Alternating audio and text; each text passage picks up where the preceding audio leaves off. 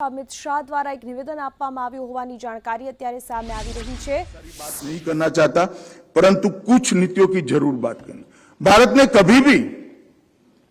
कभी भी अंतरिक्ष के लिए अपनी नीति बनाने का सोचा नहीं था।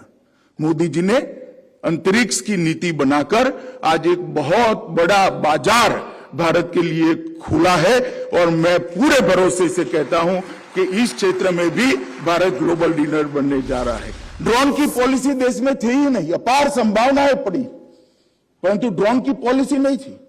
पढ़े लिखे युवा भी थे, 130 करोड़ का मार्केट भी था और देश अब आधुनिकता को स्वीकारने के लिए, नई चीजों को स्वीकारने के लिए तैयार भी बैठा है, मगर पॉलिसी के बगैर नहीं हो सकता था। ड्रोन पॉलिसी बनाकर एक नया बहुत बड़ा बिजनेस का स्पेस खोलने का काम नरेंद्र मोदी जी ने किया है। औद्योगिक प्रोत्साहनों की योजना को पीएलआई के अंदर अलग प्रकार से रखने का काम किया। स्वास्थ्य मैंने आगे बताया ही है, हेल्थ को बहुत मजबूती के साथ एक ठोस आधार प्रदान करने का काम नरेंद्र मोदी जी ने किया। मित्रों, मैं शिक्षा नीति पर जरूर कहना चाहूंगा। नेशनल एजुकेशन पॉलिसी, मैं बहुत आशान्वित हूं इस पॉलिसी से।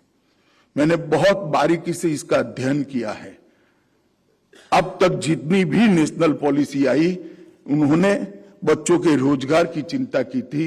ये नेशनल एजुकेशन पॉलिसी ने बच्चों की क्षमता को बढ़ाने के लिए थ्रस्ट दिया है। व्यक्ति की कैपेसिटी, व्यक्ति की क्षमता अगर नहीं बढ़ती है तो वो बड़ा आदमी नहीं बन सकता।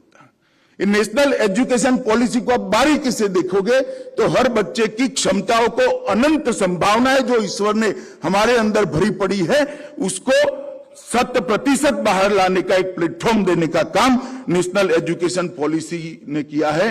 और ढेर सारे शिक्षा शास्त्रियों ने बनाई हुई नेशनल एजुकेशन पॉलिसी भी, ये भी वैसे शिक्षा शास्त्रियों ने ही बनाया है, परंतु हर नेशनल एजुकेशन पॉलिसी विवाद में पड़ी है।